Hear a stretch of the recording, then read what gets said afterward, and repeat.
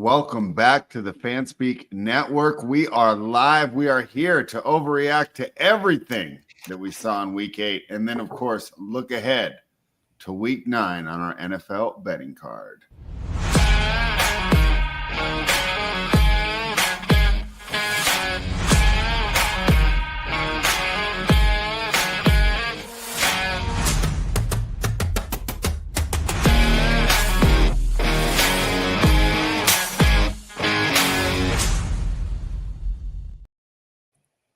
We are live. The Fanspeak Degen subscription is also live, just $34.99 for the entire year. Includes NFL in-season content, bets, DFS Battle Royale, and more.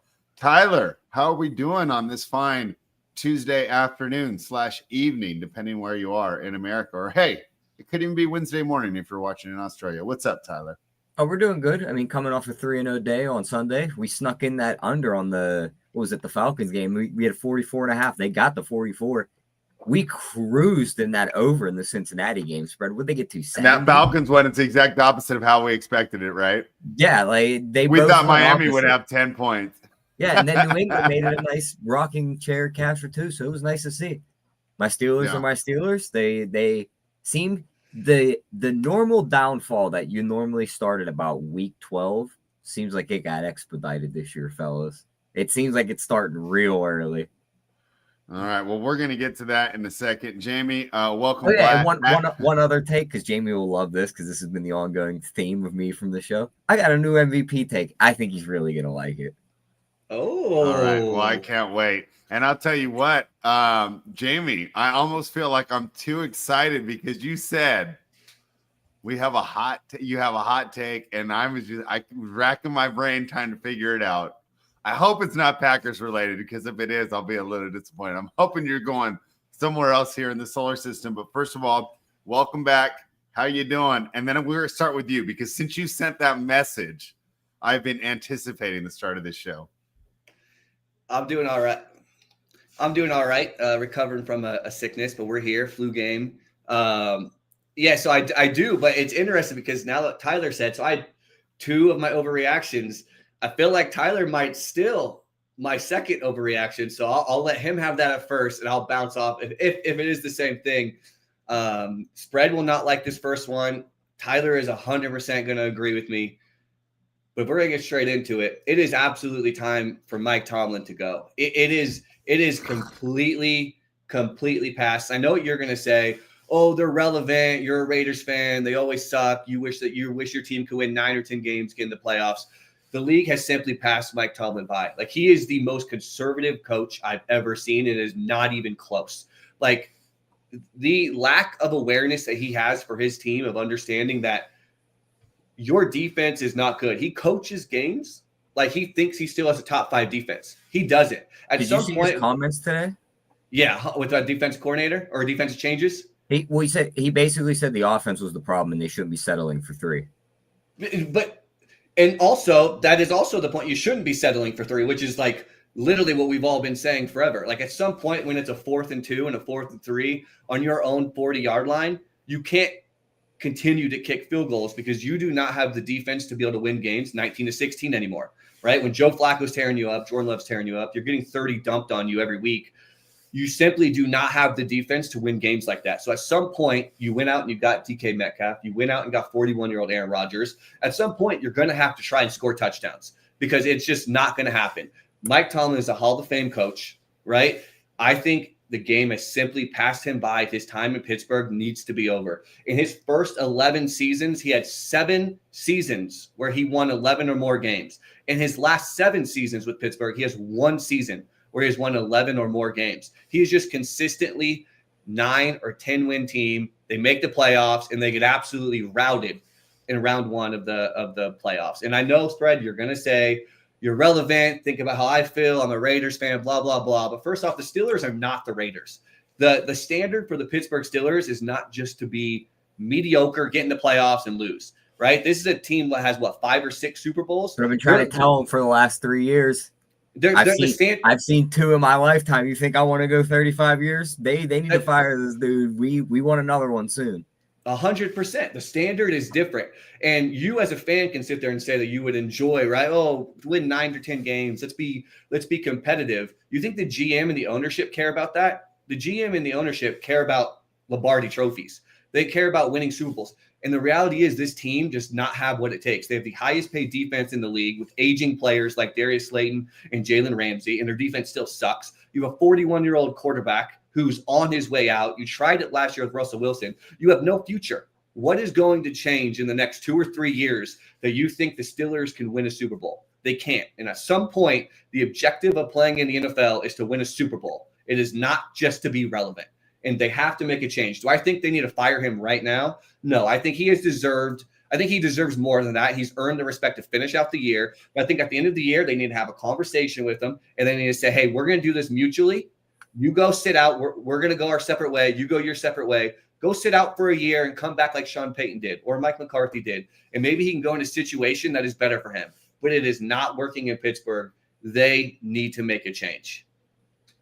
So when they fire Mike Tomlin, is Jalen Ramsey going to become acceptable again? Is TJ Watt going to become 3 years younger? I mean, don't you think a lot of this is on the GM? I mean, the team's not good. The roster's not good. The GM's been here for 2 years. They fired the other one that started all this. There's other problems at play, and it's not the GM. Does head coaching matter? Is it get Dave Canales? I mean, like, you have to do something. The roster's below average. What is going to change? Just explain to me what is going to change. Or they should just keep doing the same thing. You get a new GM and you get some real players in That's the dude who's been making all the moves and actually trying to bring in stuff. Spread. Your the highest paid defense in the league. Your guy's defending a defensive coordinator who should have been fired 3 weeks ago. Your guy is running schemes from 2005. That's the only thing I'll give you. That's the only thing I'll give you. But I just don't think anyone could win with this roster. Do you think Andy Reid is going to beat the Kansas City, Buffalo Bills or whoever with this team? Done. We should have already done what Green Bay did with Mike McCarthy. Let 100%. Him go. And Tomlin is 10 times the coach that Mike McCarthy is. They have the same resume. They have the same resume, and all Mike Tomlin except for McCarthy had one of the best GMs the whole time. Tomlin's doing this with his terribleness. Win a Super Bowl with Bill Cowher's team. He's never been able to do anything himself. He got gifted a Hall of Fame quarterback, and once that guy retired, we haven't been able to do shit. Like, that's it. He's got to go.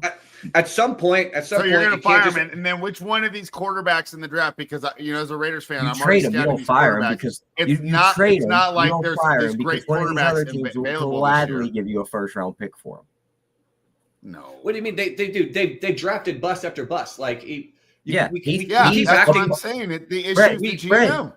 He's a part of the draft team. Who do you think makes all these decisions?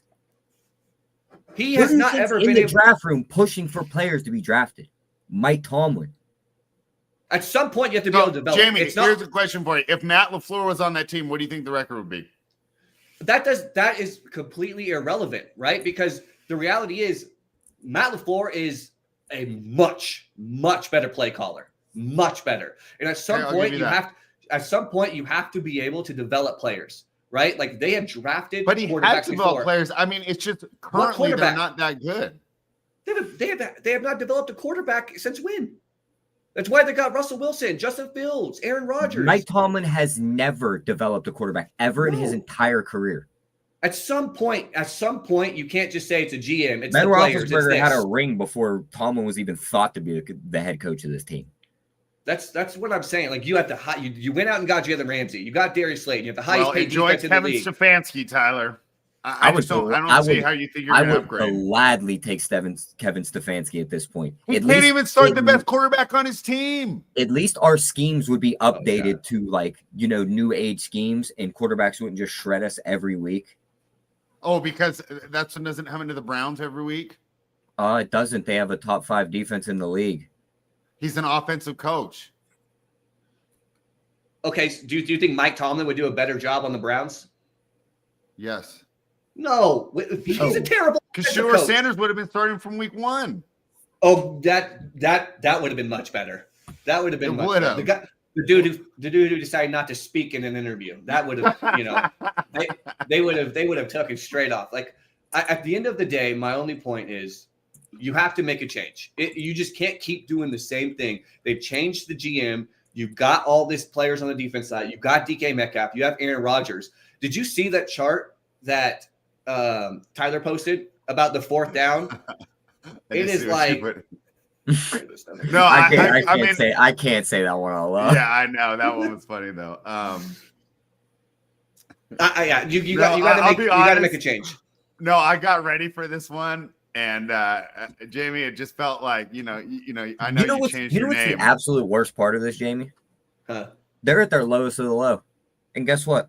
When we do this show next week, spread on the left's going to be laughing in our face because they are going to have the second loss on the Colts' schedule. They're going to beat them this week. Probably. You think so? You think that line? You think that line's -3 for any other reason than being the biggest trap game on the slate?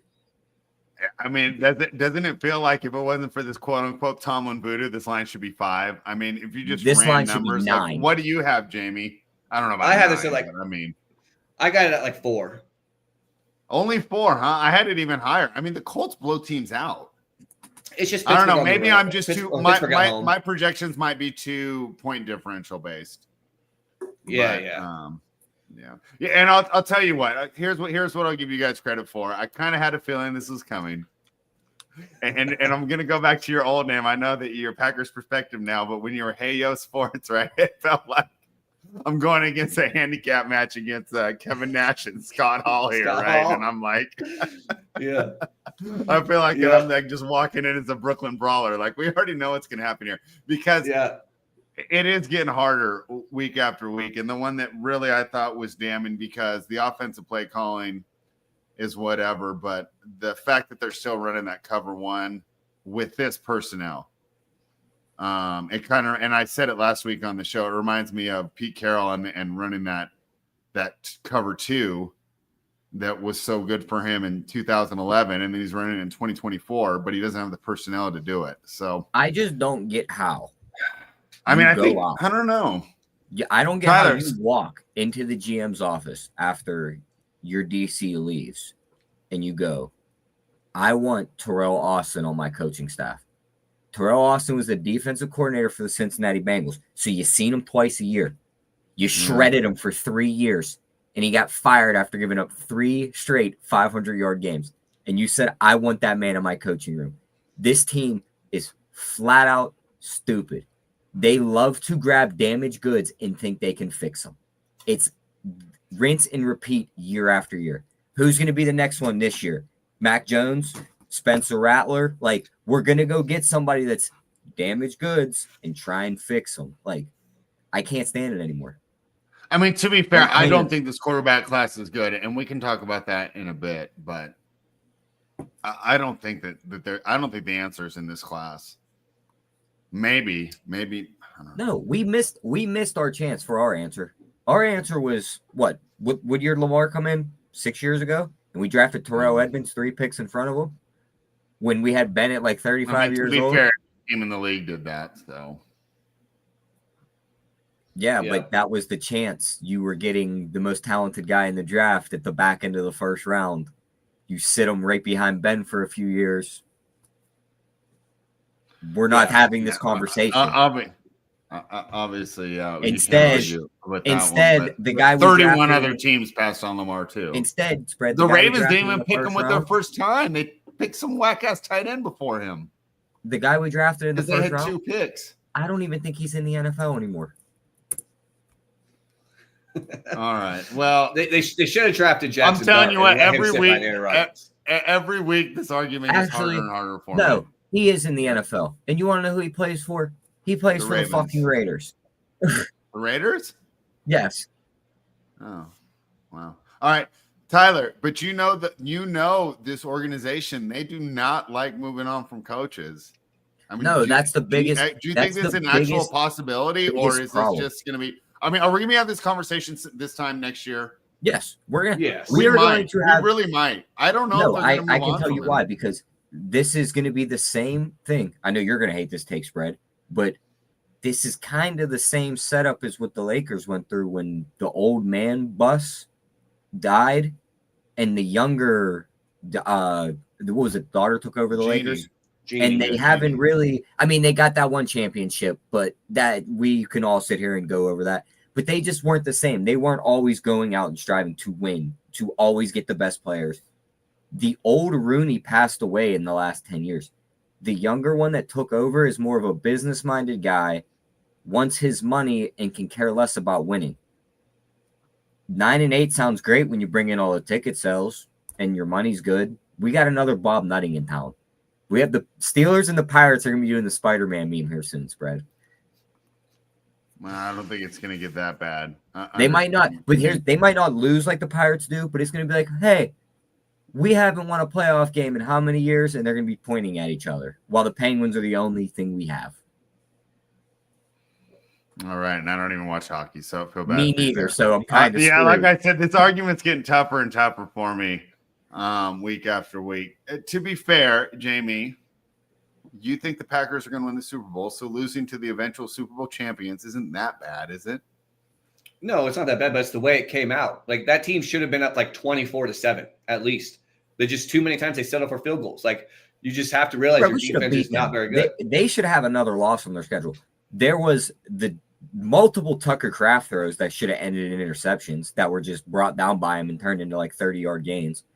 There was the one ball that was floated over the middle that should have been an easy pick for two defenders. And the one guy decided he was going to try and climb the wall and jump 15 feet up in the air to catch it. And it went right over his fingertips. Right to the receiver. That was a good throw because Love even talked about throw, but it was a terrible judgment by the D-back. Well, that's what the Steelers do. And that's what he said that they realized if they cover one and that safety always tries to go underneath. And so he knew. So he baited underneath, and then he threw the perfect one over. The Tucker Kraft one was just a perfect one. One that was also a free play because there was the holding on the Steelers. Is that the one where he got hit and it went straight up in the air? Yeah, threw it straight up. It was holding. It was holding on Pittsburgh on that one. I couldn't remember if there was that flag on that player or not, but still, it's like you can't let plays like that happen. Yeah, 100%. Well, he was turned backwards, and no, the Steelers should have had. They should have been up 24-7 going in the half. You know, you can't continuously settle for field goals on 4th and 2s on your own 40. Like, you just don't have the defense to win games 19-16 anymore. Like, you're going to have to score 25 to 30 points. That doesn't work in today's NFL either. Like, I don't care how good of a defense you are. The Browns, for instance, if the Browns put together the fully healthy defense, they're probably the best defense in the league. They still probably only win 4 to 5 games because you need to be able to score points. Have to. And you don't go out and get Aaron Rodgers and go get DK Metcalf to kick field goals on a 4th and 2. I'm sorry, you just don't. Like that. And the other boneheaded decision, I'm going to keep saying it. Why trade George Pickens when he's on his last year of his rookie deal? He can't go acting like he was, because if you do that going into the offseason, guess what you're not going to get? Because you probably weren't getting it from the Steelers anyway. But now every other team looks at you like a head case, so they weren't going to pay you. Have you seen him say one word in Dallas this entire year? No. Exactly. Pickens is balling out. You would have had the duo of the receivers in a weak AFC. You would have had a shot, and you just threw it away. Yeah, you got Marquez Valdez-Scantling now. Rodgers got one of his boys. It's only a matter of time for one of Rodgers' boys comes to him. All right, I'm excited. I'm excited to hear Tyler's or a hot take. All right, I'm going to be right back, but I'm listening to you and I already know where this is going, so this will be good so I don't interrupt because I already have an idea of where this is going. Go ahead with your hot take. No, I mean, this is more like a numbers thing. This is why I kind of came to this hot take. And FanDuel actually half this number today. I feel like this is really wrong just because they're going to finish 1-2 in the NFC unless they fall over. His stats, when you look at him, for instance, he's of the top 10 quarterbacks in passing yards. Everyone's played 8 games except for Matt Stafford and Jordan Love. Jordan Love has 1,800 yards and a 13 touchdown to 2 interception ratio with a 70% completion. The top guy's got 2,100 yards with an extra game. He's probably up there. The top guy in touchdowns got 17. I know he might not throw 4 in that game, but he's probably close. 20-1 is wrong. It's way wrong. You should not be able to get a 20-1 on Jordan Love to win the MVP right now. 100%. He should be right up. Mahomes, don't get me wrong, should be the favorite. He's probably going to win it, but still, their record, they might not win the division. If Denver keeps winning games, they can't catch them. So this could be one of those things where they look across and they go, "Wow, Jordan Love's really put together a really good season," and they won they were the 1 seed in the NFC. They won the division. We all know they get hot in December. I think you got to bet that at 20-1.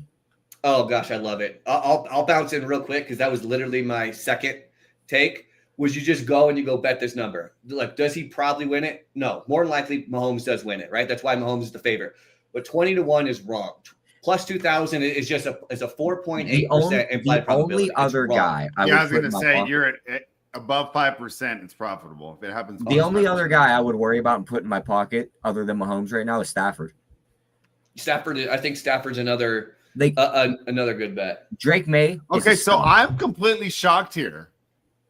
I thought you were going to tell me Jonathan Taylor's the MVP because that's what every other overreaction show said. Because you want to know why? I why? was about to vomit, and I was getting ready to argue, and I can't necessarily argue with this, especially at the 20-1 price tag.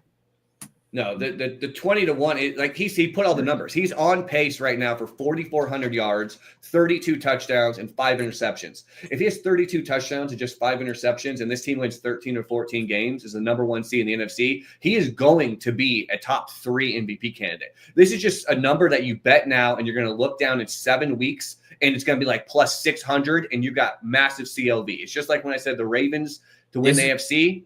And Jackson Dart to win Offensive Rookie of the Year. It's just going to look better in 4 to 5 weeks than it does now, and that's the idea of the bet. Anybody who bets Jonathan Taylor to win the MVP spread, they might as well take their bet, the money right here, and just light it on fire.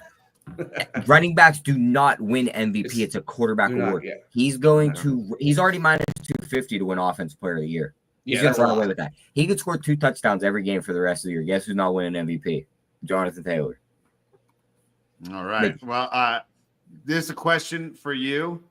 Who can actually look themselves in the mirror and put in a Jordan Love MVP vote? Like Love, Taylor would win before Love by a mile. Story and player is better. Tyler already kind of answered it. Let's go to you, Jamie. It's just not true. It's just with respect, it's just people have priors. And I think Spread had a hot take like 4 weeks ago that he didn't say that I'm very confident was about Jordan Love that he just didn't say. And Spread has just been, again, someone that had priors that is just not reality. Jordan Love has been a top 10 quarterback by every single efficiency metric all 3 years. If you look at his last 3 years, he has been a better quarterback than Patrick Mahomes. And this year, he is the number 1 quarterback in EPA per dropback. That is just a fact. Everyone thinks that he turns the ball over all this times. Well, in 40 career starts, he has 6 or 7 less interceptions than Aaron Rodgers did in his first 40 starts, a guy who everyone said never turned the ball over. This is all just made up stuff that is just not based on reality. That he is on pace for 5 interceptions in a season with 32 touchdowns and 4,400 yards. And the reality is, if they win 13, they win 14 games with the number 1 seed in the NFC, he's simply going to be a top 3 MVP candidate. Is he probably going to win? No, that's why he's plus 2,000, right? But like Mahomes is likely to win, but if Mahomes doesn't win the AFC West, it's going to be tough, right? All I'm saying is break down the guys in between them right now. Like, all right, Mahomes, not leading his division, but has the stats. The moment he gets the division lead, he's going to minus money more than likely. Mm-hmm. Josh Allen, the next closest, hasn't looked good really all year except for week 1. And they have multiple losses already, and they're not leading their division. Drake May is an absolute stud. Mm-hmm. I don't think that lasts all year. I think at some point they come back down to earth a little bit. Stafford, that's the one. That's the other one where it's like, okay, the Rams win 13 games. He throws 4,500 yards, 30 plus touchdowns. They're the 1 or the 2 seed in the NFC. Behind that, like Goff, I don't think he would get it. Baker Mayfield, no. He's been terrible the last 2 weeks. Hurts, I made my cases for him at the beginning of the year. He cooked that take. There is no one else. Like this is the guy right now. Unless you're going to bet that plus 150, you take this 20-1. And this is 20-1 only on a couple books. FanDuel was hanging 20-1 last night. Well, somebody woke up and realized that was wrong, and they changed it to 10-1. So go get that 20-1 right now. 100%. It's again, people just for some reason just are stuck on some narrative that like they thought Love was not going to be good. And then so they just stick with it. When he just continuously ends up being a top 5 to 6 quarterback in EPA per dropback. We're 8 weeks through the season, right? We're halfway through. It's a pretty large sample size, and he's still number 1 quarterback in EPA per dropback. Like at some point, it is what it is, right? You can't just continuously have priors that the data does not back up anymore. And we're on year 3, halfway through the season, and he's still doing what he's doing. It's made up fictional stuff, and people just don't want to admit it, and that's fine. But when the Packers win 13 or 14 games, and this number is going to be plus 500, that plus 2,000 ticket is going to look pretty good. That's all I'm saying. I'm not arguing against the ticket because it's, first of all, it's really hard to argue against the 20-1, right? Unless you're going to tell me it's Geno Smith, then I'll argue against it. Well, yeah. However, my one thing I would say, my only little counter is you said he's had better numbers than Mahomes. That's 3 years. But I also think that's a product of the situation. Don't you think he's in a way better situation? They have a better offensive line. Up until this year, they've had way better receivers. They have better running back.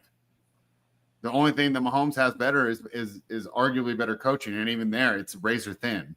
So at some point, tape does have to matter, right? Andy Reid is a better coach than Matt LaFleur. I love Matt LaFleur, but let's not be crazy. Slightly, right? But no, let's talk about offensive play calling, though, not just overall coaching. I mean, I feel like he's a really good play caller, Andy Reid. I do too. That's my point. He's in an excellent situation, so I'm not surprised that he has better statistics than Mahomes, who's been. But LaFleur is also hyper. I mean, Matt LaFleur has been a hyper conservative play caller as far as running the ball. Most of these successful coaches are. Well, I'm saying he runs the ball. Conservative. Last year, Love averaged 24 or 25. I think if Andy Reid had Josh Jacobs, he would run the ball a lot more too. I mean, Josh Jacobs is 10 times the player that Isaiah Pacheco is. He did the same thing with Aaron Jones the year before. It is. Aaron Jones is way better than Pacheco's ever been either. Right, but that doesn't mean anything. I mean, at the end of the day. Yes, it does. I think that the scenario in which you put the statistics up are more than just the raw data. Right, but I'm saying that it's the efficiency, but the volume for Love has not been there. If Love threw the ball 35 times a game, like he would have the same. What is Mahomes? Isn't the Chiefs like one of the most happiest teams in the league this year? Right, like they're throwing the ball the time. That's why Mahomes is having the year that he's having. But when you look at the efficiency stuff, EPA per dropback, all that other stuff that doesn't equate for volume. Like Love has been better than Mahomes. I'm not saying he's better than statistically, but I don't think that anyone who watches film can watch the game like the scouts and the guys like that and say that this guy is better than Patrick Mahomes. I'm not saying he's better. I literally just said that he is not better than Patrick Mahomes. But the efficiency stuff the last 3 years, his efficiency metrics has been better than Patrick Mahomes, and that is just the reality. You can kind of come up with any reason why. Right, but my argument to that would be that would kind of show you some of the flaws in that statistic. And at a certain point, we do have to use our eyes and watch the tape. I mean, Mahomes last couple of years was pretty bad. I mean, average to bad, right? Like he just was. He wasn't good in the Super Bowl last year either. This year, Mahomes is playing great. And he's probably going to win MVP. But all I'm saying is, the fact that we're even talking about Love versus one of the greatest quarterbacks of all time here, I think just helps the case anyways. Like, it's a good bet. Jordan Love has been good for 3 years. Not to mention last year, his receivers were terrible as far as dropping the ball. They led the league in drops. 32% of their third down drops were due to receiver error. He played hurt all last year. And then this year, he has just been good the entire year. Like, sorry, but he has 13 touchdowns, 2 interceptions. For a guy that everyone said makes bad decisions, turns the ball over all the time, I don't see it, and we're halfway through the season. So that's just my point. All right, Tyler, any more hot takes before we move on to our best bets? Nope, I think that's pretty much it. I mean, we kind of all the favorites won this week, so there's like really no hot takes. Like everything kind of went the way it was supposed to when it comes to okay, well, I don't know if this is a hot take, but I want to use this as a conversation. I mean, is the parity less than ever? I think the old man in me hates laying these big numbers. I think we need to stop being afraid of it. What if I told you that the good teams are so much better than the bad teams right now? I agree with you, but like, look at the way that this slate's opening up this week, Fred. This is not. I think like I think you could legit be like, you know that meme where like you're digging for the diamonds and there's like this much dirt left in between. Yeah, I like that one. I feel like that could be you with betting these big numbers where you stop right as you're about to break through, and this week is where they all come back in. Okay, so here's what we'll do. We're going to do our best bets, and then if not, I want to discuss some of these bigger favorites with you guys if you didn't put them in your best bets. So, Tyler, I'm going to go ahead and start because I don't want you to steal. I don't want to be on the same page as you today. I am going to take another MVP candidate, young Drake May, and the New England Patriots at home. -5 against the Atlanta Falcons. This is something that I like to do and something I've been doing for a while. And I'm fading these dome teams outdoors. And Jamie's shaking his head, so I'm loving it. I'm going to go to you first after I finish my little breakdown here. But not only are the Patriots winning, they've been winning by margin. They've won their last 5 games in a row. They've covered their last 5 games in a row. Good teams win, great teams cover. The Patriots have been covering, and they've won each of those last games by more than 6 points. We talk about coaching advantages, and you guys wanted to get rid of Mike Tomlin, and Tennessee wanted to get rid of Mike Vrabel too. Look at this now. Mike Vrabel and the New England Patriots are in first place in the AFC East. That defense is looking a lot better, and Josh McDaniels is proving that some guys were just born to be offensive coordinators. Excellent work that he's doing with Green Bay. Drake May. Rhymes. He should have gone there. All right. I got Patriots. It went to 5.5. I hit it at 5 this morning. I still like it at 5.5. Jamie, you were shaking your head though. Your thoughts here on this Atlanta Falcons defense going outdoors to take on New England? Yeah, so I'm on the opposite side. One of my best bets was actually Atlanta +5.5.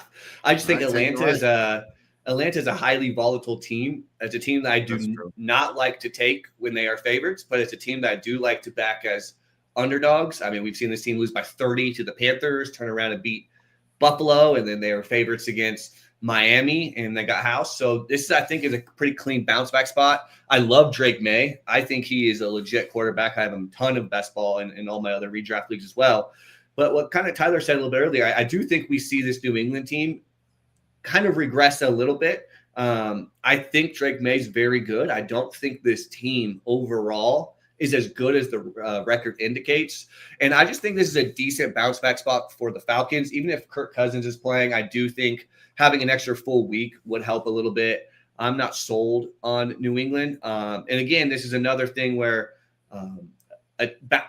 taking a team that just coming off a blowout loss of, 20 plus points or whatever that is, and then taking them the next week as an underdog, I think is a trend that I follow quite a bit, and Atlanta hits that. And so I just think this is a pretty clean bounce back spot for Atlanta. Like I said, just a super volatile team. I will almost never take this team when they're favorites, but when they're underdogs, I think it's a pretty good look. All right, so we'll be head to head on that one. We'll see who has bragging rights next week. Tyler, break the tie. Where are you landing on this game between the Patriots and the Falcons? I don't think it happens this week, not with this dome team coming up there. My worry, though, is after the showing they just put out there, is they come out and try and play really well. I just don't think this team's all that good. Maybe it's a defensive battle. They kind of slow down Drake May because their defense is pretty solid too, and it's just a close game that way. But Cleveland kind of slowed him down a little bit, and then he just kind of broke through. So I'm interested to see how it goes. I lean more towards the Patriots side. Also, because if Drake London plays, he's going to be hampered a little bit. Christian Gonzalez is a stud of a corner. Davis on the other side's also there. They really ain't going to be able to throw the ball. They've been one of the best run defenses in the league. I don't want anything to do with that bum in the backfield after what he just did to me last week. So I lean more towards the New England side. That's fair. All right. And Jamie, one of your favorite stats here, total EPA. Drake May sitting right behind Jordan Love, fourth on the year. He's great. So, hey, if you're liking Love, you got to like what Drake May is doing as well. But I do understand your point, and you do have some great, I am kind of, what's the term? I'm buying high on the Patriots and selling low on the Falcons. But what I always say is this really the low point for the Falcons on this sell low? And boy, talk about a coaching advantage, right? I get Vrabel and Josh McDaniels, who let's take out his head coaching work and just look at his offensive coordinator work. It's been excellent. And you're rolling in with what's that guy's name? Raheem Zach Morris? Robinson. Oh, Zach the Robinson. Yeah, he has not been good. I don't think he's been good at all.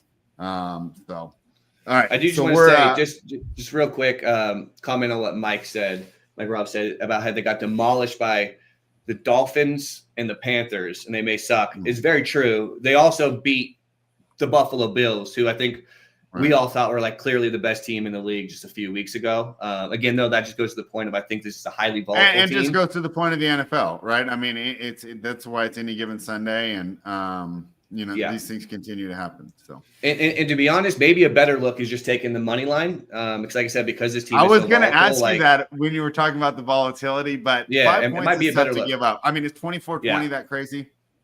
Is that crazy?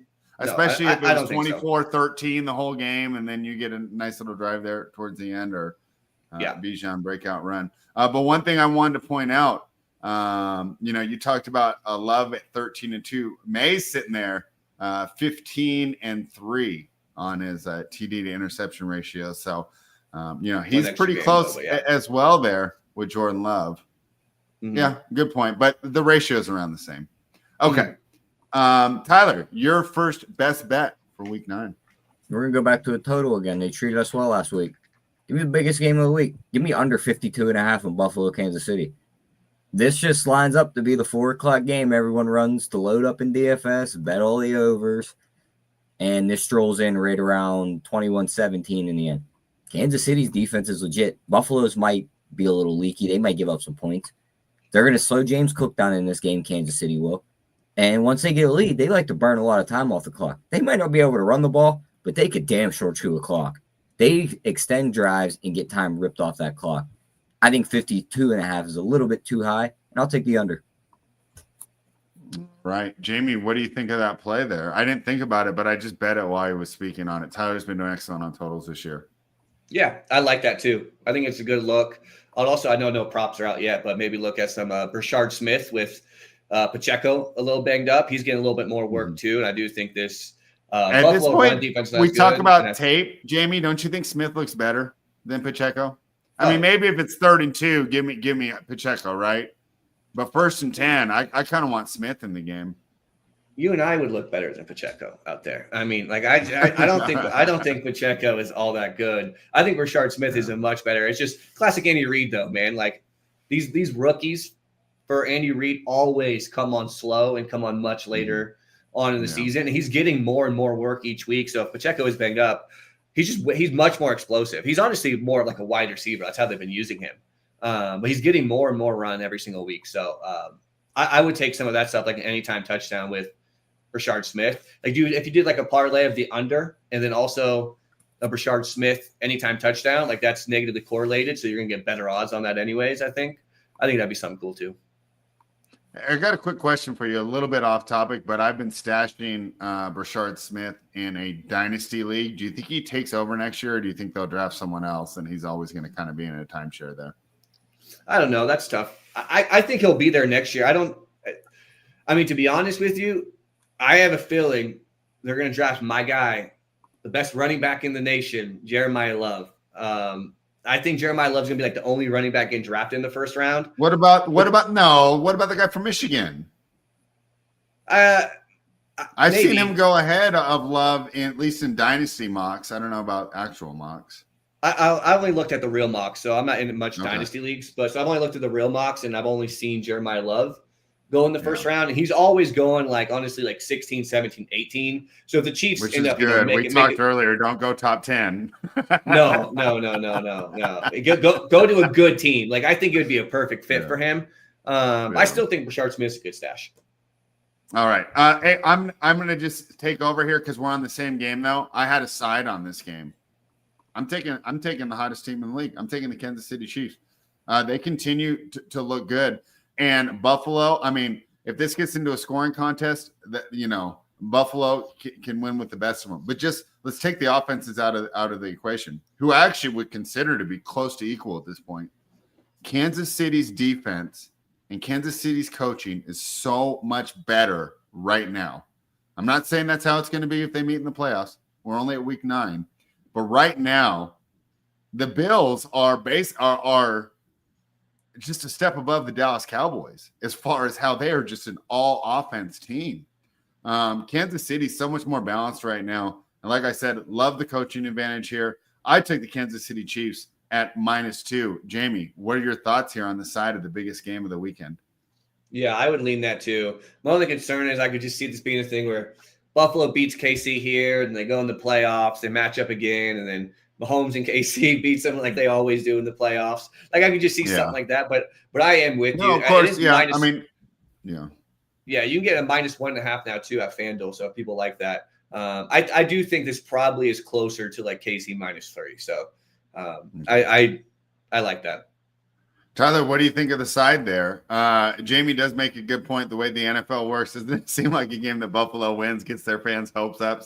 So it's even more crushing in January when they lose to Kansas City. Yeah, it definitely seems like a game Buffalo probably like exerts their life right here to win the game. Like it actually is the playoff matchup, and Kansas City just looks across and goes, "What are you doing? Like, we'll just get you guys later. Like, you guys can have this one if you want it this bad." So that's why I'd rather play the total. Mm-hmm. All right, let me just check something real quick. I'm going to defensive DVOA. All right, I'll go EPA here. Buffalo's coming in at it's actually better than I thought. They're actually 13th. I'm actually pretty surprised there. Kansas City comes in at 7th. All right. Any other thoughts on the Bills and the Chiefs before we move on? Nope, that's pretty much it for me. Jamie, I've already snuck 2 picks in there. I didn't intend to, but I just figured we were already talking about the game. Give me your first best bet for week 9.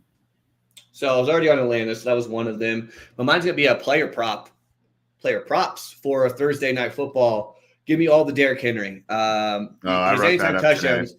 His anytime touchdowns -220. I mean, that's just way too high. I mean, it's right, but I just don't like laying that. So just go take the 2 touchdowns. I think it's like +265. But I like to ladder all of his yards. But specifically, the 2 bets I like the most is the 125 plus alt yards. Last year, he had 8 games where he had over 125 plus yards. He has 1 this year. And honestly, that's only because of the game script. When the Ravens are down, he just is not on the field. He plays like 50% of the snaps, and Justice Hill's out there way more often. But this as a 7.5-point favorites against Miami. Miami coming off a big win, but Miami's defense is still terrible. Their run defense is still terrible, regardless of how they looked last year against Bijan. I think they're ranked top 5 in explosive runs allowed. So I love this spot for Derrick Henry. I think he bounced back in a big way. I also like his over 19.5 longest rush. I think he could have 2 or 3 runs that are like 40 to 50 yards. I think he runs all over him here. Anytime this team has a 7.5-point favorite where they're likely going to be leading by a score or 2 scores, this just is a smash spot for Derrick Henry. So I love all of those Derrick Henry pops. Ladder it all the way up, even to the 175. I think it's like plus like 1,300. I would do that too. Just give me everything Derrick Henry. But if I had to choose like just one, give me the over 19.5 longest rush. And I also like the 125 plus alt yards too. Yeah, I wrote that up today, and I said I felt that Miami's success on run defense was a mirage last week. And even with the good performance putting up against Atlanta and one of the top running backs in the league, they're still 3rd in the league in rushing yards allowed to opposing running backs if you filter out wide receivers. So I am with you on that one, and I've also bet some Derrick Henry. It feels like the spot where like Miami heard it for how many weeks, how bad they couldn't stop the run. Yeah. Then they get a prime spot with a backup quarterback missing their wide receiver 1 just to throw 8 in the box every play. Yeah. And they're like, well, we stopped the run. We can do it. And now the Baltimore Ravens are here with pissed off Lamar, and they can't lose. So I'm with you guys. There's a couple specials too, like Henry to record 50 rushing yards in each half plus 310. That's getting bet. Henry and Lamar to combine for 200 plus rushing yards. That's getting bet. Yeah. Henry 150 plus 680. Henry 175 13-1. Those are getting bet. Yep. Give me all of them. I love that Lamar one too, because at 200 plus, like, dude, Derrick Henry could get that himself. You know what I mean? So that was me and Keg were talking about this last week when it came down to the Jonathan Taylor one. They had one with Jonathan Taylor and Pollard to combine for 200 rushing yards, right around that same number, like 310, 350, somewhere in there. Yep. Well, you really didn't need Pollard to help you out much in the end because Jonathan Taylor got you $153. So exactly. All right. Man, after disagreeing on the first pick, Jamie, we're hand in hand on the second one. I wrote that one up today, and I have that one in my portfolio as well. Tyler, what's your next best bet for week 9? My next best bet, let me get back to the board, get you the right number on this. I'm going to go with a home dog here. Excuse me. And this one's going to win outright, but we'll take the point. Actually, we're just take the money line. Screw the points. Give me Cincinnati Bengals against the Bears. I think the Bears can be really. I was leaning the other way. I want to hear this. I think the Bears can be a little frisky in the NFC, and like they're a decent team. My biggest problem is one, their pass defense right now is absolutely abysmal. They can't get pressure on a quarterback. What does that line up for when Jamar Chase and T. Higgins are coming to town getting 35 targets a game combined? Like, this is just lining up where it's like, all right, Flacco, like, unless you're going to throw picks and lose us this game, in the end, you're probably going to win us this game. They also just blew a game to the Jets.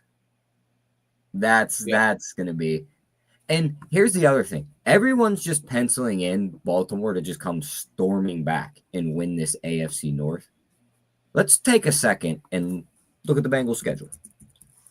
Because as bad as the team has looked, they lose Burrow. They look like all hope has been lost. They play the Bears this week. That's a winnable game. They play the Steelers next week. We just seen what that looked like. Then they get the Patriots. Then the Ravens, the Bills, the Ravens, Dolphins, Cardinals, Browns. If Baltimore loses multiple games and the Steelers do their casual just decline, this is going to be a 3-way race where maybe 1 or 2 games decide this. And we might be looking at Cincinnati stealing the division and getting a wild card game, which would be the funniest thing in the end. Baltimore can't get there. The Steelers implode. Cincinnati's hosting the playoff game. I like it. I can see him beating the Bears. I don't know about all that, but I love the imagination there. And they're not going to win out. The NFL, there are 4 to 5 games they should win on that schedule, and a couple that they can steal. They steal a Ravens matchup and get that tiebreaker on top of having the Steelers tiebreaker. You might want a Cincinnati AFC North ticket in your pocket. Yeah, I mean, I still got this DVOA up. Cincinnati Bengals last in the league so far. That's been the last 3 years they've been in that spot though. Right ahead of the Dallas Cowboys and the Baltimore Ravens. We got to trade. Comes in. Chicago comes in at 16th. So Keon White. What happened? Keon White was traded to the Niners. Basically, the Niners just traded for somebody, and they're going to sacrifice him to the injury report to keep CMC alive another week. Keon White, who's he from? And do you guys have any? The Patriots traded a pass rusher? Yep. Why would they do that? I don't know how much he was actually playing. Interesting. Yeah, they got a 7th round pick too. 6-7. He has on the season spread. He has 2 tackles. That's it. Oh, yeah. So it's not like they traded. I don't think he's playing much. Okay, fair enough. All right. Yeah, the only reason it's so hard for me to bet on these really bad defenses. Maybe that's the old man in me. But I didn't muster enough strength there to go the other way. Jamie, did you give us 2 or 3 picks now? Do you have one more pick for us? I have one more pick, and I'll just bounce off that. I also like the over in the Bears game as well. That's not one of my picks. But over 51.5. Both defenses are terrible. Also, I just want to throw out there, Caleb Williams sucks. Like he's terrible. Like but let me go back. Thank you, because you're proving my argument earlier about stats versus film. Let me look up Caleb Williams' stats real quick. His stats look good. That's the thing. Because he had 4 touchdowns in one game against the Cowboys, and he's had 5 like in the last 4 or 5 weeks. He looked bad recently. Yeah. one game. But for his career, he has 29 touchdowns, only 10 interceptions, and he's already thrown for 5,100 yards with a QB rating of, I'm doing it in my head, but around 89. 89 is not very good. I think he's trying to process the game too fast. Like watching. No, I agree with you, but I've been surprised because like when you look at fantasy football, like Caleb Williams is pretty good. He's had pretty good stats. That's where I'm just trying to distinguish between. And I'm not trying to even argue. I don't even think Caleb Williams is good, but I'm just saying if you just looked at the stats and you never watched a football game, you would think he's a pretty good player just looking at his statistics. Yeah, he ranks 23rd in EPA per dropback, 30th in success rate. He has a negative completion percentage over expectation.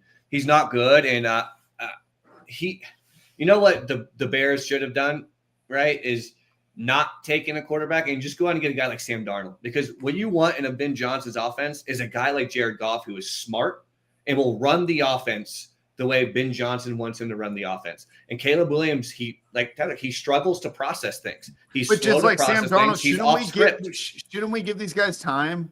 I think that we're way too hard on these young quarterbacks. I don't think we give them time to develop. I think the new thing is going to be these reclamation projects because number one, they all start way too early. Most of these guys could use time on the bench. I read an interesting article in The Athletic today that was just purely correlating the amount of starts you had in college compared to your performance in the pros. And it was not surprising, although there were some outliers, like Dylan Gabriel has the most college starts of any current starting quarterback. But most of the successful quarterbacks were in the top 16 of college starts. So I'm not ready to give up on these guys yet. No, you're not wrong. But Drake May has played, this is year 2 for Drake May as well. And I was told that, the Bears got the offensive guru and Ben Johnson. They got DJ Moore. Mm-hmm. They went out and they got Rome Odunze. They spent a top 10 pick on Colson Loveland. They went out and they got multiple offensive linemen. I was told that this was supposed to be the year. All offseason, I heard it again. The Bears were the offseason champs. Once again, they're going to do this. They're going to do that. Caleb Williams, I just don't think is very good. He struggles to process. Insanely talented. The talent is 100% there. I just don't think he is able to run a Ben Johnson's offense the way he wants. He just like in college, so much of his stuff. But my thing would be is, do you think that he's not ever going to be capable? I would completely agree with you that as of right now and for the rest of our 2025 season, that's how we should be handicapping him as a guy, like you said, that, isn't processing it quick enough. And I think that's why when you're reading off your success rates, he's so low. Because it's easy to get a lot of these stats in garbage time or, down by 14 going against a prevent, things like that. So, but I would just argue maybe there's a chance, right, that he does start seeing these things and he does start processing. But at a certain point, you got to give up. Like, for example, I don't think Justin Fields is ever going to, right? No. Like Justin Fields, this has been the same criticism we've had with him. And he's in, year 6 now, to be fair. He's never had a good situation. But a lot of it just does seem his ability to process. Let me throw this comment on the screen here. Honestly, I hate Tyler and Jamie now. Not because they are wrong, but because I'm so mad that I'm on Fred's side. Welcome to the team, Mike Robb. I'll see you at Sizzler after the show. Early bird dinner schedule. Let's get it going. Okay. Where do we go? So I didn't have a third pick. I have to give my last pick. And Please do, because I'm still stalling trying to come up with my third. I keep saying this every week, but these weeks are getting hard. Maybe it's the bye weeks, or maybe it's just the fact that I'm so point differential driven on my the way I create my numbers that a lot of my lines are just coming straight to them, because I think when you're getting plus 110, which the books get, you can kind of be pretty basic on setting your lines, and I'm pretty basic as well. Give me your third pick. Well, you can hop on this one. I like Houston Texans minus 1.5. I think the Broncos are just a little fraudulent. I don't think they're not near as good as the record indicates. I think Houston's defense is very good. I mean, they might have the best defense in the league. I wouldn't even hate doing the under on here. I think it was bet down already a little bit. It's like 39.5, which is a little low. But Bo Nix plays really well against really bad defenses, and he plays really bad against good defenses. We've seen it all year. I think he's going to struggle in this game. The one reason I do kind of like the under as well is because I do have worry about Stroud against a good pass rush as well. which Denver does have. So that is a little bit of a concern. But I think this is a good spot at home for Houston. Coming off a big game, Denver and Bo Nix, I think this is a game where they're really going to struggle. I think Houston just wins outright. I think Denver has been a little lucky on a few games this year. And like I said, I think they played really well against the bad teams. I think they struggle against some of the better defenses, I should say. For the most part. There are outliers. They did play okay against the Eagles. But I do think that this is a really tough spot against a Houston defense that I just think is insanely good, man. Yeah. So another lean, and I'm glad we did this show because I don't need to load up my betting card this week. I'm happy just with the selected winners. And my argument for the Broncos was kind of going to be the same as your argument for the Texans there. And that's I don't trust CJ against a good defense, just like you don't trust Bo Nix against a good defense. So maybe we're making more arguments for the under, but it feels like the market is priced at there. 39.5, lowest total on the board by far, I believe. The next highest one we have is 43.5, at least offshore. So, that was my other thinking there. I also thought that maybe I would go for the Chargers just off the idea, like, why are we not just fading the Titans every week? I know 10 points is a lot, but boy, that team just seems pretty discombobulated. I was also considering the Seahawks -3. Did you guys have either of the thoughts on those two takes? I like the Seahawks. That would be one I would take. I would stay away from the Chargers. My stuff always tells me to bet the Titans, and I've officially been done with that for the last several weeks. I'm just not doing it anymore. I just feel like my stuff says to bet them every time, and I'm done with it. So I'm staying away. But I do like the Seahawks look there.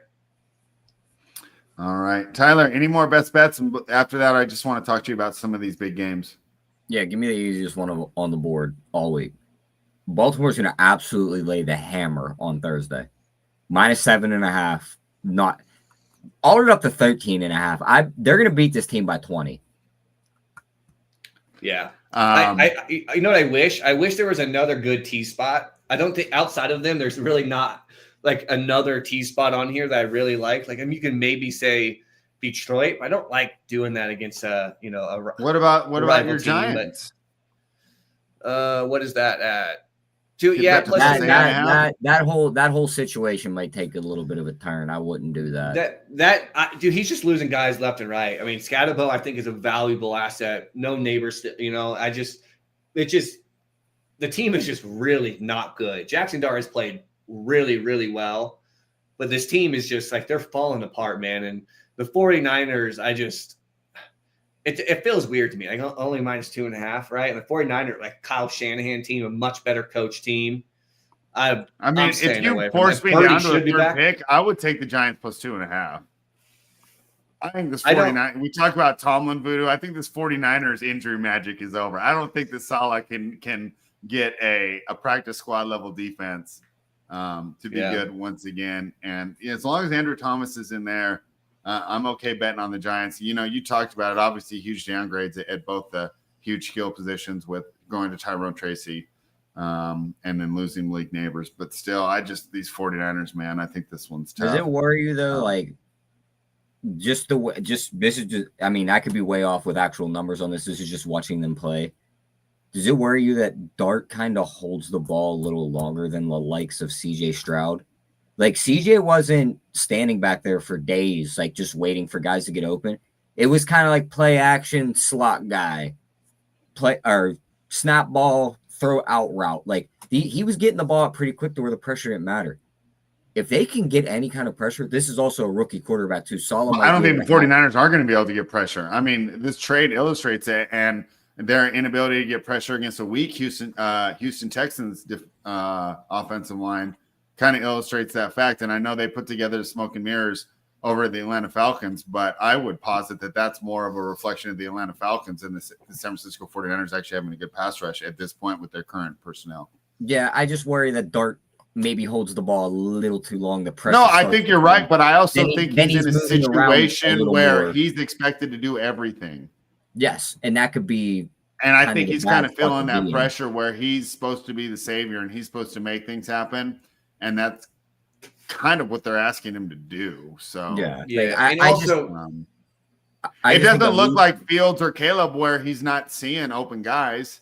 No, like Dart's he's running around. Wait, come on, Wan'Dale Robinson. Like, let's get some separation. And Wan'Dale's like, I haven't done that since college. Like, I just worry in this spot versus a solid defensive coordinator. I know most of his guys are banged up. No, that's a good point. I think he can scheme together some spots where a rookie quarterback just puts the ball in the wrong place, makes a mistake. Like, there's a pick that Dart probably doesn't throw in 3 years. Like, San Fran gets some points there. Like, spots like that. Like, that's just my worry. No, I agree. And I also think the morale of this team with losing Scatterbo, like, guys, he's like that team. That was and those two Dart, were, like, yes, they were the guys. And you could just see Dart's face after Scatterbo got hurt, man. Like, the dude was devastated. So I do think there is some of that of like just the team had nothing to really look forward to. And then all of a sudden you get Scatterbo and Dart in there. And then now it's like, now you lose Scatterbo. I could just see like, that's why I didn't make it a pick. But I was just saying, if you guys force me, if you guys notice, I only did 2 best bets today. If you force me to make a third, I'd probably do Giants plus 2.5. And when you're talking about that teaser, that might be my favorite one to tease. I mean, you have the Lions, but like I said, I get nervous about just taking them against an NFC North rival. Where are your Lions, though? I'm not Wong there. I can only get them at 3.5. I'm at 8.5, so you can get it down. Okay, yeah. So they qualify for you. So bookmaker, they must have been getting teased a lot there because it's minus 9.5 offshore. Our guy FK Cooler says Deontay Johnson is trying out with the Giants. Tyler, former Steelers wide receiver. I wouldn't lie. Like from just a fantasy perspective, like you're in a redraft and you're really struggling for wide receiver. I don't hate just a free pickup on him. This team has nobody, and I could just see Dart just like like little Jordan Humphrey at that point. Don't get Deontay. I mean, that's fair, but I do think like Jordan Humphrey's really on the team. Like the checkdowns, the Giants. Yeah, I'm saying. I'm sorry. Like, don't pick up. I understand your point. Okay. Like, there's unless you're in some wild league where like you got 14 teams with a deep rosters, like one of those guys has to be available. Slayton, Jordan Humphrey. I wouldn't be surprised if they're both available. Yeah, no doubt. I don't hate it. I could see just without Scatterbo out there, which is a big check down spot for Dart. I could see it, but you're probably right. I mean, Deontay Johnson's probably who's the third stringer because we all know Tracy's getting hurt again. It's Devin Singletary. Devin Singletary. Yeah, he's actually really not. I mean, he's not. He's not you're the doing worst. War wins above replacement. He's a replacement. He's a replacement. Yeah. I mean, he's like the average one.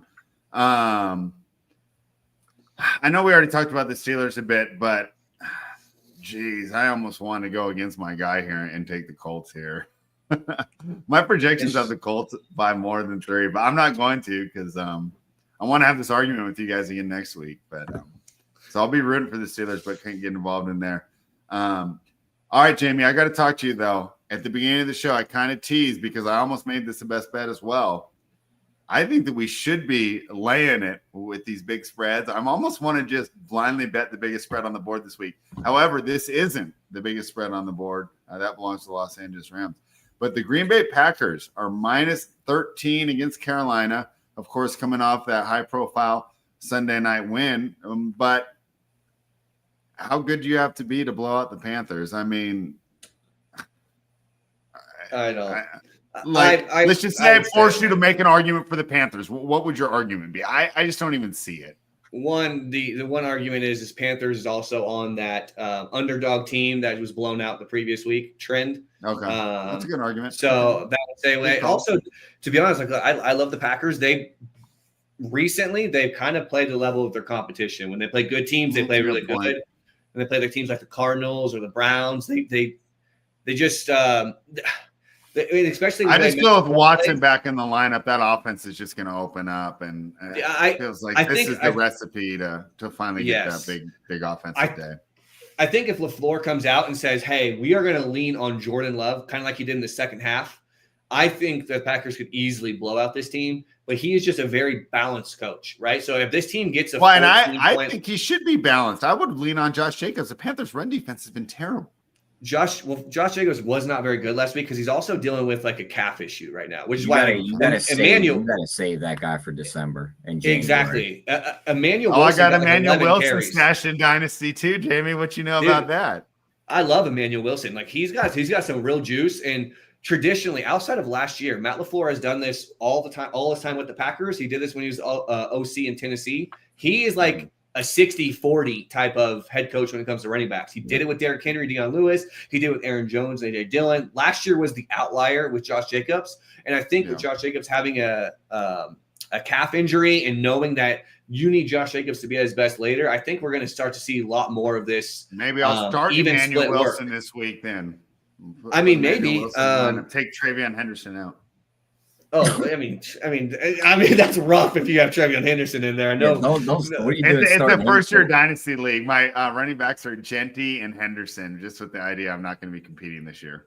Okay, I'll say Henderson long-term is good, but if you're starting Henderson week to week, I mean, Emmanuel Wilson might not be too bad because this team is going to likely play with the lead. But as far as the spread here, I mostly just like to stay away, but there is a chance, like I said, if they come out and like I said, if I give you $100 and I force you to bet on it, you're laying it, right? If I had to pick, you're not taking the plus 13, are you? I wouldn't. I wouldn't, but also, like I said, that the trend that I really do favor a lot. It's one of my favorite trends is taking the underdog this week following a blowout. It's just a trend I follow for you. It's like almost 60%. My new favorite trend is just fade these dog shit teams. Yeah, the issue with Carolina, though, are they dog shit? Like, they looked really bad last week, but they've had some moments. I also think I think they have like a bottom 10 quarterback. They have one good receiver, and that's it. But Dave Canales, I know you like Dave. I do think he's a good coach. I just because you like offensive coaches. If a guy calls offense, he doesn't need to get wins because all you have to do is drop they got that stud Jimmy in the backfield, Rico Dowdle. And Rico Dowdle, what happened to him last week? He doesn't get no work, man. I think he's going to get. I think they got ripped apart. But Dave Canales is a genius. Well, they got ripped apart in the post-game conference about it again. And then he made comments this week. He was like, yeah, what Rico Dowdle has done has been like, we can't deny it anymore. We can't deny it. He's going to get more looks. Okay. Yes, he literally came out and said, like Chuba deserved to get a chance after the injury. And especially they paid him a lot of money. And I think now he realizes, like, okay. So, like, I kind of agree with that decision, the way he did it. Like, I would have maybe leaned into Rico way heavier in that game halfway through, but 55-45 Rico, right? But to come out afterwards and be like, yeah, I was wrong. Gave the guy who's been here longer the chance. Now we know it's the other guy. Yep. I miss that, but I like that a lot. I miss. Yeah, that makes sense. Like, I still think in this new NFL, laying it with these big favorites, and this might be just me trying to be young again, Tyler. Next thing I'm gonna be listening to all that. I can see it now. I can see it now. To be young again. I'm visioning Sunday. Do you guys wear tight jeans still? Do you wear? Spread's gonna have a bet on the Chargers. What kind of pants do I have to get? No, I don't know, but Spread's gonna have a bet on the Chargers, the Packers, the Rams. Yep. And none of them are gonna cover, and one of them's gonna lose outright. I'm a parlay. Well, Packers aren't losing outright. We better hope for our Jordan Love tickets that Packers do not lose outright to the Panthers. Unless it's like 35-40 game. We're beat if he loses. That whole conversation better be clipped and over. Freezing ice takes or whatever. Yeah, you guys can't delete the YouTube show. 100%. That one's over. But I will say, if they lose, I'm coming back next week with the same argument for Stafford. We'll just switch it up 100%. Just dub it in there, Stafford. Yeah. All right. Spread. I will say real quick because I know you talked about some of the big spreads. I thought about putting this on one of my best bets, but I'm not. The Saints at plus 14.5. We talk about the new quarterback bump. What is it? Is it Shuck? Is that how you pronounce his name right? Yeah, Shuck? That's how they all say it. Dude, it's rough out here. So that's bad. I don't understand why are they benching Rattler? And let's talk about tape versus stats again. Who watched those games and go, Spencer Rattler's the issue here? You know they can't. The team is terrible. But they can't do the whole thing like the NBA spread where they just go like, all right, everyone, go home. Like, we're done for the year. Yeah, they kind of have to do this in ways that like look kind of like respectable. So they're like, oh, we're winning a little bit too much and we're coming too close in these games. The Jets just got to win. They might screw us out of the first pick. Hey, Spencer, you're done. Yeah. Okay, I think they just. I think they had to see what the it guy was. Bain, or you can get Fano, but I got to do a show with Steve soon. I'm not impressed with these quarterbacks this year. I think this could be I don't want to say average. Like, I'm sure we'll get some starters out of there, but I don't know if we're going to be looking at any top 5 guys out of this class here that are going to change your franchise. Okay, hold up, brother. You know you're missing one guy there. Come on, put some respect. Who? Come on. Sellers? Oh, I'm sorry. Coming up. My fault. I thought you meant this last draft class of just this past year, because I thought we were talking about Tyler Shuck. No. I'm talking about the upcoming year. I'm saying yeah, it's almost going to be like for me, and I'm going to take this back in years. I have no idea what I'm talking about. But in 1989, the Kings won the lottery, and it was one of the worst drafts ever. And we got a guy named Never Nervous Purvis Ellison. And it's just like, other guys are getting Tim Duncan and David Robinson. I think it just might not be the best year to have the number 1 pick. All right, let's keep talking about these games. Detroit Lions, I talked about laying a lot here. JJ McCarthy back in the lineup. I heard a pod today. God, I should attribute to him. I can't remember. I listened to about 5 football pods today already.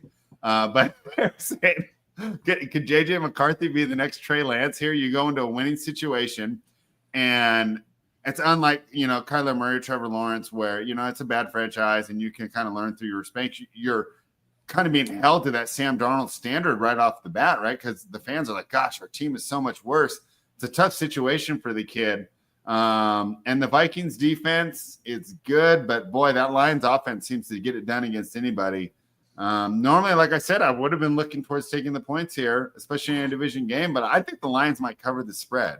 Start with you, Jamie. You're an NFC North expert. I mean, probably. I'm going to stay away. Again, offensive coach. I like Kevin O'Connell quite a bit, and I could maybe see JJ McCarthy having this time of not starting and just sitting back and maybe getting just a little bit more time to understand the offense a little bit. Like I'm not ready. But when we're looking at this week, though, it's not going to happen this week, right? I don't know. I think this team could potentially cover. I don't know. Like I said, I'm personally, if you really like the Lions, just go and tease the Lions. I know you said yours with at the like Ravens. 9.5. Yeah, just do that. If you can get an 8.5 and then get a 7.5. No, I mean, if I'm willing to lay 9.5, I might as well. Yeah. And Jamie, I can just tell you, I can already hear your voice in 2 years. I really like John Morton, and that's the Detroit Lions offensive coordinator. I really like what John Morton's doing here. Is he's the head coach? He's going to be a great head coach. Yeah. Yeah. Probably. Tyler, your thoughts on the Lions and the Vikings? Can I get some SpongeBob SquarePants here? Yeah, I think the Lions probably smoke them. All right. I don't think there's much of a breakdown Broncos. There. Yeah, we talked about Chargers, Titans already. Oh, my favorite team. We don't even talk about them. And the Jacksonville Jaguars, weren't they the greatest story in the NFL by around week 5? Boy, how they've come back to earth. Jaguars are laying 3 in Las Vegas. They go 3.5 because I see a plus 103 offshore. So Raiders catching 3.5. Kind of want to go square again here. I don't understand how you could bet the Raiders here. Jamie, I'll just talk about it again. They're another team. I think so. Yeah, he is. It's another team. It's another team that fits the. They got blown out and now underdogs. Granted, that was 2 weeks ago, but lost 31-0. Did that requirement fit last week when they got blown out?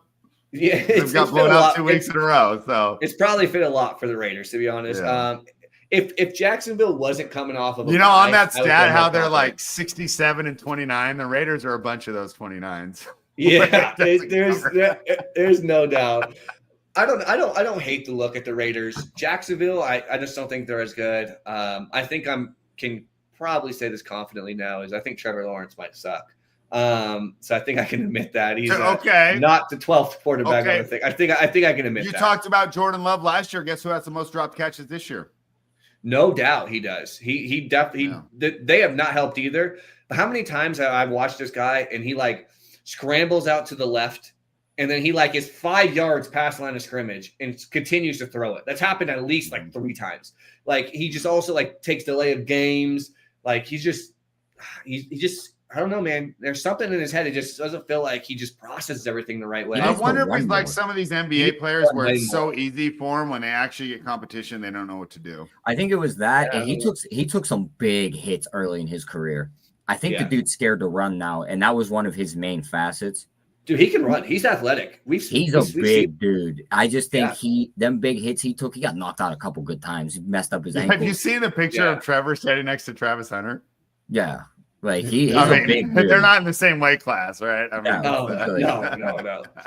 But I am interested though to see, because I do anticipate we probably get like a bump from Travis Hunter, just knowing with what we've kind of heard about Liam Cohen coming off of a bye. Historically, right, it's nice to kind of back some of these rookies coming off of a bye. So I could see that Travis Hunter get a little bump. Brian Thomas just has to play better. He's not helping Trevor Lawrence at all. Like, that guy just cannot catch the ball. I know he was kind of hurt last week too, but it seems like, or 2 weeks ago. I know you love Liam Cohen, right? Because he's an offensive coach. I do. The Jaguars subreddit does not like what they're doing with Brian Thomas. They think that this is not, he's not built to go over the middle.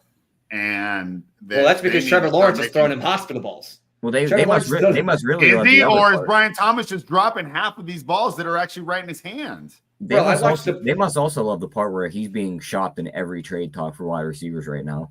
But that's such BS. Yeah, there's no way they're going to do that. Everyone who's making that up is the guy who works for like the New England Patriots blog, and he's like, "Fuck, I need an article." I call BS too. What if we trade for Brian Thomas? Like, no one on the Jaguars thinks that they should. I call BS too. 2 seconds. But let that phone ring and let that offer be good enough, and he'll be on a different team. Yeah, but like people are talking about like, people are like, give me a second and someone else. Like, they just drafted him. Didn't they just have a first round pick? Just even 2 seconds. Like, I wouldn't take him if I was Jacksonville. No, they're not going to do that. If you're the Patriots, would you give up your first for him? No. If I'm the Patriots, yeah, I would. Think about that though. You're getting the wide, like, instead of drafting a wide receiver, you're basically just getting like that. What if he's not good? What if he had one good year and that's it? I mean, that could be a possibility, but that's kind of good. I don't like guys. I don't like guys that are afraid to go over the middle. No, I mean, that's 2025, bro. If it was 1988 and Ronnie Lott was out there, okay. That's kind of the equivalent to when the Steelers traded a first-round pick for Minkah Fitzpatrick, where he looked really good in Miami, and then all of a sudden he died off. He wanted out, and the Steelers got him, and he was great for how many years? Yeah, that first round, it was like whatever you were drafting with that first-round pick wasn't going to be Minkah Fitzpatrick. So, I'm the Patriots. I'm making that call. Brian Thomas I do think is good, but also, did you watch the games last year? Did you watch the preseason? I can tell you right now, one of my highest drafted players in the first round, or second round, was Brian Thomas.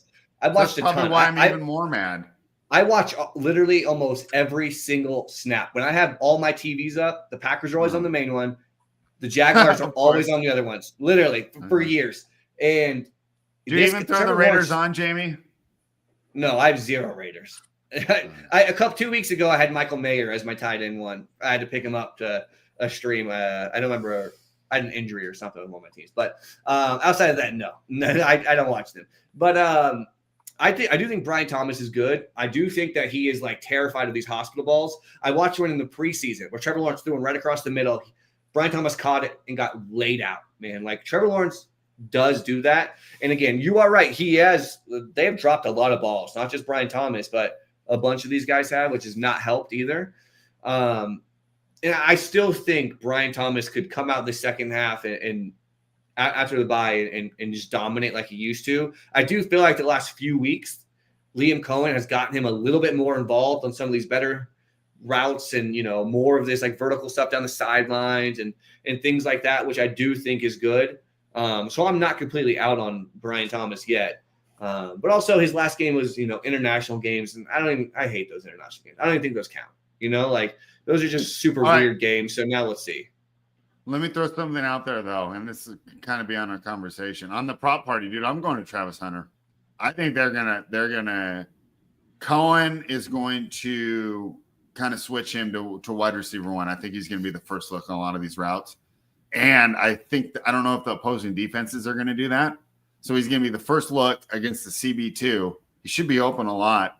Tyler, that's my contribution for your prop party that you're having on Friday. I want Travis Hunter overs. I think he's going to have another great game. And boy, I hate to say it, but I'm probably not going to bet it. I'll root for my team. Hey, cool. But I think the Jaguars probably cover that. Jamie, you thought that the Saints had a chance to cover here. I don't. I think that Shuck's a downgrade. And I think they're kind of waving the white flag by doing that. I do think he is a downgrade. And like I said, I'm not going to bet it, but I've definitely thought about it. It's just 14.5 it's a lot of points. I could just see like a backdoor cover, but I can also see the Rams just like coming off of a bye, just completely smoke these guys. It's just, again, another. I can just see it's like 31-7 in the third, and you're like, okay, if we get 2 touchdowns, 100%. It's not a fun and I one just to sweat. who's going to move the ball, like, and so talk about receivers that are actually could be traded, because I think the Brian Thomas is BS. I wouldn't be surprised if Olave really was available. I don't know if a contender wants him though. What do you think, Jamie? I could see that. Do you know if we're talking about the Patriots getting one? You know who I would really love them to get? Go get Rashid Shaheed. I think he would be a great fit. A great guy who can stretch the field. Drake May has a cannon of an arm. He's better than, Kayshon Boutte or whatever his name is. Like, he's better than him. I like Rashid Shaheed a lot. I think he's wasted in this offense. I think he would be an awesome fit in New England. Going back to I had one other question too for you, and then I'm going to go to you, Jamie. But I forgot to ask you this when we were talking about BTJ. If this continues, where do you think he's going to be drafted next summer in best ball? Tyler said 3rd round. Probably in the 3-4 turn. I could see that somewhere in that area if this continues. But I mean, the talent is there, right? And we did see it towards the end of last year. We know he has talent, man. He's built like Randy Moss. You know who's crazy? You know who he did it with? Mac Jones. The Mac. Yep. The Mac got it done. All right. We already talked about the Chiefs and the Bills. We talked about the Seahawks, Commanders. Real quick, guys, let's talk about Monday Night Football. The Arizona Cardinals plus 2.5 against the Dallas Cowboys. Total here is 54. Seems like an easy over here. I think the Cardinals have a good defense, but the Cowboys have shown they can score against anybody. And the Cowboys showed that anybody can score against them. Kind of remind me of the favorite women in high school. So I kind of lean the Cowboys here, minus 2.5. Jamie, Cardinals coming off the bye. Do you think they bounce back? No, I like the Cowboys too. I think the Cowboys offense is really good. I know they did not play very well last week. But some of that was some inefficiencies in the red zone. Dak did have a couple bad throws. But Denver defense is good. Cardinals don't have a bad defense by any stretch, but I do think that their defense is, much, much worse than Denver's. So I do think at home, Dak and the Cowboys probably bounce back, and we see a good Dak game here. And I like some CeeDee Lamb stuff too. Tyler, I realized I cut you off earlier too. So make the place you're going to pay when we do Saints Rams, and then we'll do Cardinals Cowboys with you as well. No, I had nothing for Saints Rams. I mean, okay, cool. All right, Cardinals Cowboys. Where are you leaning? I'm with Jamie. I think the Cowboys bounce back. Is it going to be Brissett, or do we know if Kyler's playing? If Kyler's playing, give me the Cowboys with 100%. That's what I was going to say too. Yeah. If Brissett's in, maybe I hesitate a little bit. But I think Dak bounces back. That was his first bad game of the year, finally. So it was against one of the better defenses. That's why Jamie's trying to pump up that Jordan Love MVP ticket, because Dak trying to take himself out of the running. Do you think it's going to be one of those years like the year 2 years ago? What, you don't think he could? No. The team is not good enough. Yeah, the team is just not good enough. There's like 4 bullet points you need to hit to win. Do you think he's going to be like Joe Burrow last year? He's going to win comeback player of the year. He's already even money to do it. Yeah. Okay. Yeah, 100%. Just team's not near good enough. To win MVP in the NFL, 3 things. 1, you got to be a quarterback. 2, you got to win your division. 3, you got to be a first or a second seed in the conference. Dallas wasn't going to be any of those things. Yeah. I agree. Right. Dak has played great, though. So no hate on Dak. Dak has been discredit great. to Dak. He looks like a top 5 quarterback right now. Yeah. You're just not going to win MVP. Burrow was the best quarterback in the league last year. He wasn't winning it. And that team almost made the playoffs, too. I don't think that happens with Dallas. But that does remind me, maybe next week or some week, since we're about the halfway point, we should revisit updated quarterback rankings. So I'd be curious. We did it the first week of the season or second week. I'd be curious to know where like some of this falls between a lot of us, because I know some people had Herbert lower. I had Trevor Lawrence way too high. I think it'd be fun to bounce back off that halfway. It'd be fun to have the Darnold on the escalator. I think I had Drake May at 20. Yeah, I would say I'd drink May lower too, and I'd right next to Caleb just because you didn't know. I just didn't know what it was going to look like. With the information we were dealing with, I don't think that was. Yeah, I think it'd be a fun experiment. So how about here's what I'll message you guys this week. One of them all. Which one? What? Number 30. Daniel Jones. Yep, Daniel Jones. I'll be honest. I don't even think I ranked him. I think I ranked Anthony Richardson. So I'll be honest. Like the dude got knocked out by a what was that? Like a resistance band. Yeah, which is a horrible injury. He got hit. No, they said the way it happened. They said the way it happened. He does some shoulder workout, like he puts the band on a locker and like pulls it like this or something. Yeah. Well, I guess it came off and it somehow smacked him in the eye and broke his orbital bone. Yeah, that's brutal, man. You know how much force you got to be in that band to hit you in the face? No doubt. Do you know how strong you have to be to break those bands? Yeah. Dude, you can get a good pump off those things. Yeah. I was using those when I had tendonitis. I was using them for rehab. They actually are pretty effective. But what I was going to say on the quarterbacks, Jimmy, I'll message you guys. If we have another super square week and there's not a lot to overreact to, we'll just pump it in like our next kind of boring week. Because I'll be honest, I didn't have a lot of like real hot takes. That's why I was kind of excited for you guys to carry it today. It felt like business as usual last week. It just as far as, I mean, I know that the Falcons lost, but it's not like we rated them as like a true contender, right? It was just, NFL crazy upset, but it wasn't like upsetting the apple cart or anything. As far as like saying like Caleb can't process or, the Ravens are still alive, like that's not, we're not saying anything else that anyone else isn't saying. So, all right, guys, we'll go to Jamie and then Tyler. I'll let you finish it off. Jamie, your final thoughts for week 9. Man, NFL season's flying by. I swear it takes forever to get here. And then once it's here, it's like we're halfway point. And now we're going to be, having a playoff race here to hear in a few weeks. So enjoy it. So let's enjoy it, man. I'm excited to chop it up with you boys. I'm glad I can make it back on this week. All right. Yeah. Glad to have you back. I'm glad you're feeling better. Tyler, final thoughts for the people.